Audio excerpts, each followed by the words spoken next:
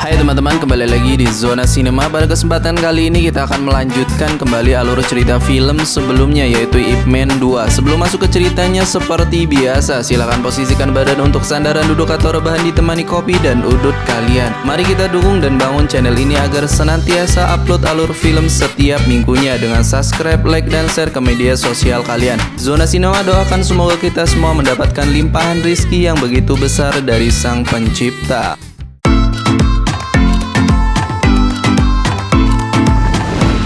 Film dimulai Ip Man dan keluarganya dibantu Kwon keluar dari Foshan menuju Hong Kong. Naas, Kwon tertembak tentara Jepang di kepalanya. Setelah beberapa lama di Hong Kong, Ip Man mencoba membuka kelas latihan bela diri Wing Chun. Namun Ip Man belum mendapatkan satu orang pun murid. Di sela waktunya, Ip Man membantu istrinya yang sedang hamil lagi untuk mengantri mendapatkan air. Tabungannya sudah mulai habis, sedangkan pemilik rumah sudah menagih uang kontrakan kepada mereka. Ip Man menjalaninya dengan penuh kesabaran, sesekali menikmati udut untuk menghilangkan penat.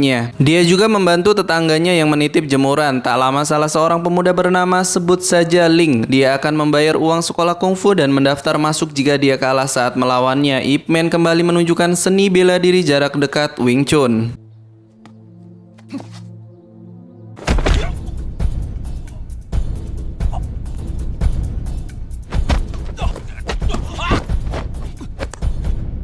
Dan pemuda tersebut langsung kewalahan dan tidak berdaya. Bukannya membayar biaya sekolah, dia malah langsung pergi. Ternyata Ling datang kembali membawa 3 temannya.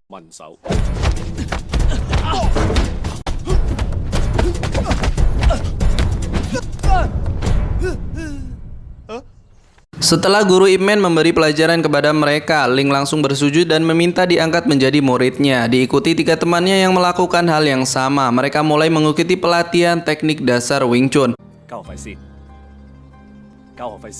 Beberapa hari kemudian 5 pemuda datang dan ingin berlatih seperti teman-teman mereka lainnya. Ternyata Ling lah yang mengajak mereka semua. Hingga Ip Man mempunyai cukup banyak murid yang ingin belajar Wing Chun kepadanya. Meskipun jumlahnya tak seberapa, tapi bersyukur murid-muridnya membayar uang sekolah mereka. Saat akan membeli kue, Ip Man terkejut saat melihat sahabat Kwon dikejar-kejar pelayan rumah makan karena mencuri ayam dari mereka. Ip Man segera membayar ayam itu, kemudian mengejar Kwon dengan anaknya. Terungkap setelah tertembak tentara Jepang, Kwon menjadi gila. Dia tidak mengenali siapapun termasuk Ip Man yang menjadi sahabatnya sendiri. Mereka kini hidup sengsara dan menjadi gelandangan. Ip Man meminta bantuan temannya untuk memberi pekerjaan kepada Kwang Yu.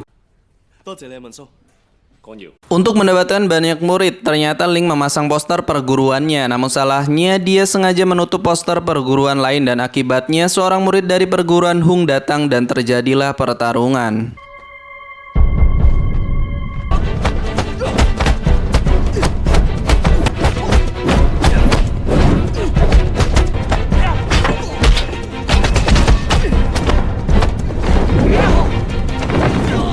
Sebenarnya Ling berhasil memenangkan duel ini, namun 3 temannya langsung menghajarnya. Bahkan mereka datang menemui Ip Man dan meminta tebusan kepadanya karena melukai teman mereka. Dengan santai dan sabar, Ip Man datang ke pasar ikan untuk membebaskan Ling. Dia meminta bertemu dengan guru mereka, namun songongnya si Kupluk dan teman-temannya langsung menyerang Ip Man.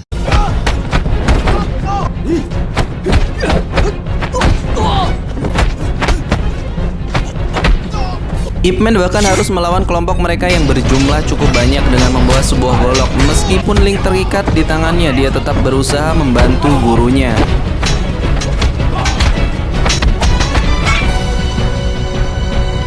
Kini dia sadar gurunya bukanlah orang sembarangan.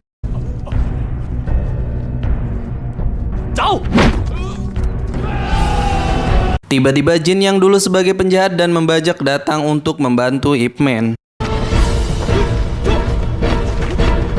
Ternyata Jin menjadi pedagang ikan di pasar ini. Ketika Jin akan meminta Ip Man untuk pergi, guru Hung dan seorang polisi dengan puluhan muridnya datang. Jin langsung diusir oleh Hung. Kemudian Ip Man mencoba menjelaskan kronologi sebenarnya, namun Hung tidak mau mendengarnya. Peraturannya siapapun yang membuka perguruan di kota ini harus membayar iuran dan melawan master-master lainnya. Ip Man, Ling, dan Jin kemudian digiring ke kantor polisi. Hung dan polisi Fatso menemui atasannya untuk menyerahkan uang hasil pertandingan tinju kepada polisi yang mata duitan ini. Bahkan tidak memberikan sedikit pun jatah untuk guru Hung. Di dalam sel, Ip Man meminta maaf kepada Jin karena melibatkannya. Istri Ip Man yang menerima kabar suaminya telah ditahan meminta bantuan Liang untuk menembus suaminya. Mereka datang ke kantor polisi untuk membebaskan Ip Man. Sementara itu, Jin ditebus oleh istrinya, namun tidak ada keluarga yang datang untuk membebaskan Ling. Jin berinisiatif untuk merayu istrinya memberikan uangnya. Di keesokan harinya, Ip Man datang ke perguruan Hung untuk menantang para master di kota ini agar dia diberikan izin untuk membuka perguruannya. Anak Kuan yang sekarang bekerja di surat kabar mengabadikan pertarungan ini di balik jendela. Ip Man harus melawan para master perguruan dan tidak boleh jatuh dari atas meja atau kursinya. Ip Man mendapat tantangan pertama untuk melawan Guru Luo. Dia menggunakan jurus tendangan halilintar.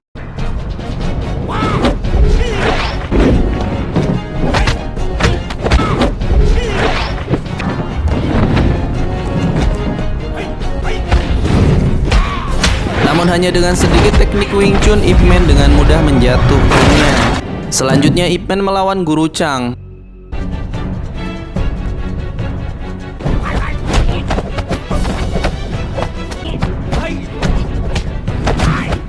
Tak jauh berbeda dengan lawan sebelumnya, dia dengan mudah dikalahkan olehnya.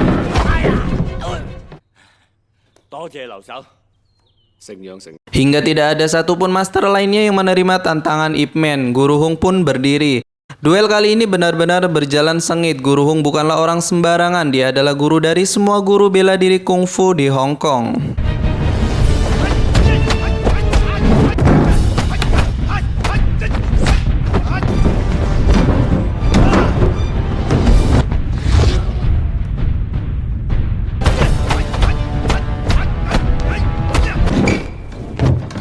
Meja tersebut sampai terbelah hingga pertandingan berakhir imbang. Hung mengakui kehebatan Ip Man, namun peraturannya dia tetap harus membayar iuran $100 setiap bulannya. Tentu saja Ip Man menolaknya, jangankan untuk makan saja dia masih kesulitan. Setelah pertandingan itu, Guru Hung meminta muridnya mengambilkan obat asma untuknya.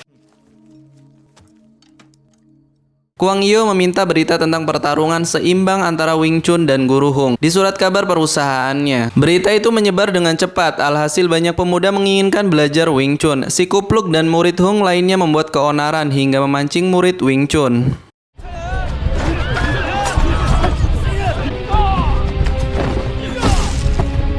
Kerusuhan di antara mereka kembali terjadi. Korbannya para pedagang kaki lima yang tidak punya dosa, lapak dagangannya hancur. Tak lama Liang memberitahukan tempat Ip Man mengajar muridnya tidak mengizinkan lagi dia menggunakan rumah itu untuk sekolah bela dirinya.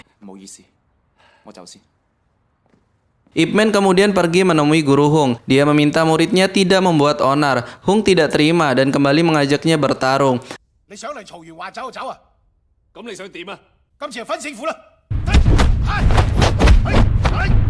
Baru beberapa jurus keluar, Hung hampir saja menendang anaknya sendiri, namun untungnya Ip Man lebih dulu menyelamatkannya. Istri dan anak Hung yang cukup banyak itu mengajaknya makan. Pertarungan tidak dilanjutkan dan Ip Man memilih untuk pulang.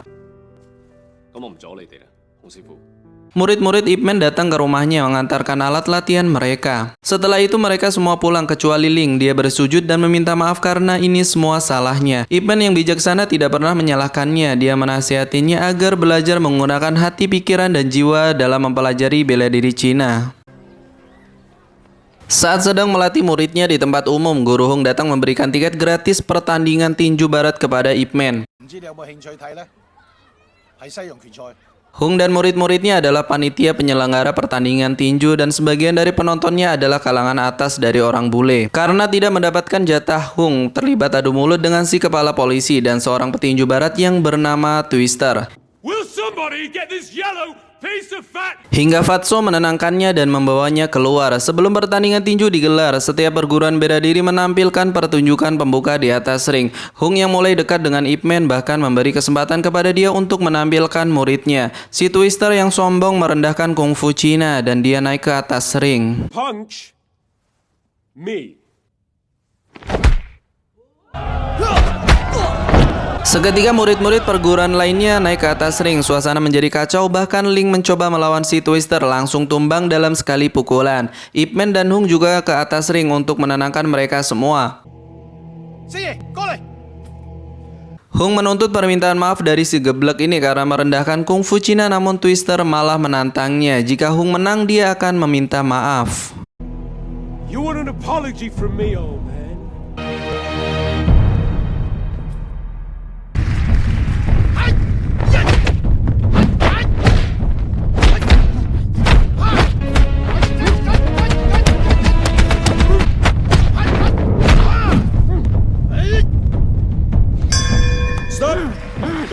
Ronde pertama berakhir, petinju itu masih segar bugar, sedangkan Guru Hung terlihat rapuh. Ip Man menyarankan untuk menyerang bagian otot lengannya. Ronde kedua pun dimulai.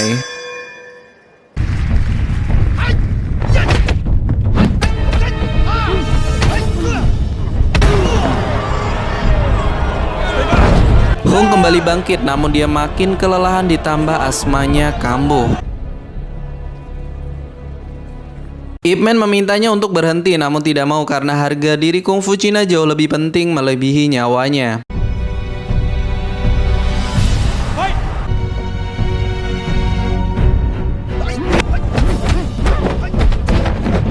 Berkali-kali dia mendapatkan pukulan dari Twister, hingga dia seketika tumbang dan seketika tewas di atas ring.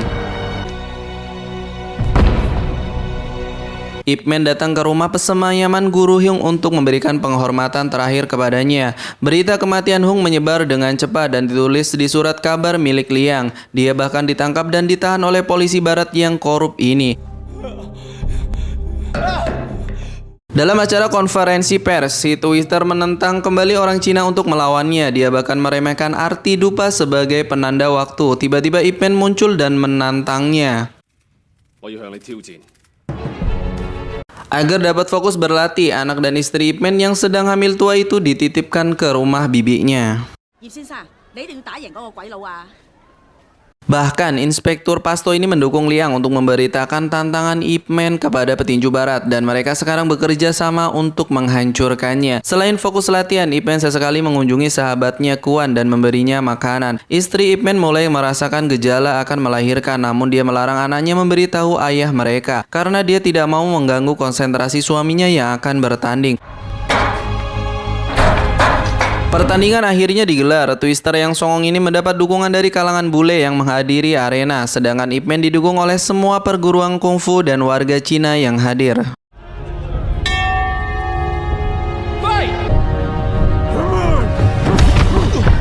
Awal pertandingan Ip Man dibuat kewalahan oleh kekuatan si Twister ini. Beberapa kali dia terlempar ke pojok ring, bahkan pukulan telaknya membuat tersungkur dan hampir pingsan. Pertandingan ini begitu sensasional karena diperdengarkan di radio Republik Cina. Istri dan kedua anaknya ikut mendengarkan. Ip Man kembali bangkit dan menunjukkan jurus Wing Chun sesungguhnya hingga giliran si Twister yang ambruk.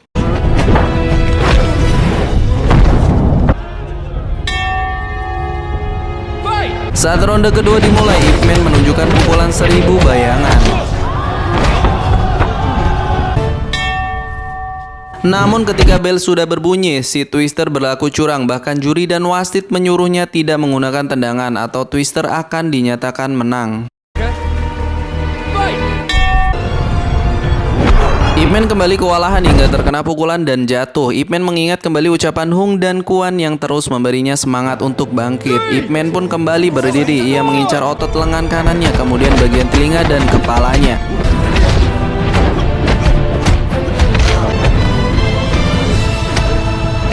Twister semakin tidak berdaya, ditambah Ip Man melakukan pukulan pamungkasnya hingga dia benar-benar tidak bisa berkedip. Wasit langsung menghitung hingga 10 dan akhirnya Twister dinyatakan kalah dan Ip Man sebagai pemenangnya. Seketika orang Cina bersorak-sorai dan mengangkat Ip Man. Si kepala polisi korup itu dibawa petugas karena kejahatannya. Ip Man memberikan pernyataannya, dia tidak bermaksud menunjukkan kungfu Cina itu lebih hebat dari tinju barat. Dia hanya memperjuangkan martabatnya dan mulai saat ini kita harus saling menghormati. Pernyataan itu mendapat tepuk tangan dari para penonton barat. Ip Man segera pulang untuk melihat anak keduanya. Di akhir cerita, Ip Man mendapat murid baru yaitu seorang bocah yang mengaku bernama Bruce Lee dan film pun berakhir. 你叫咩名啊？我叫李小龍。等你大個啲。 Bagaimana menurut teman-teman alur cerita film dari Ip Man 2 ini? Menurut Zona Sinema dari segi cerita, apa yang ditampilkan dalam Ip Man 2 ini bisa dibilang sedikit menarik ketimbang seri pertamanya. Walaupun secara keseluruhan keduanya memiliki kelemahan yang sama, yaitu ceritanya yang terbilang ringan dan mudah ditebak kemana arah selanjutnya. Namun sepertinya kelemahan itu bukanlah menjadi masalah besar yang dapat mengganggu kenikmatan menonton karena mampu tertutupi oleh adegan-adegan aksi bela diri yang ditampilkan. Dan pesan yang dapat diambil dalam film ini yaitu sosok Ip Man yang bijaksana dalam mengajarkan ilmu bela diri Wing Chun terhadap muridnya. Demikianlah alur cerita film kali ini. Terima kasih sudah menonton. Zona Sinema pamit, bye-bye.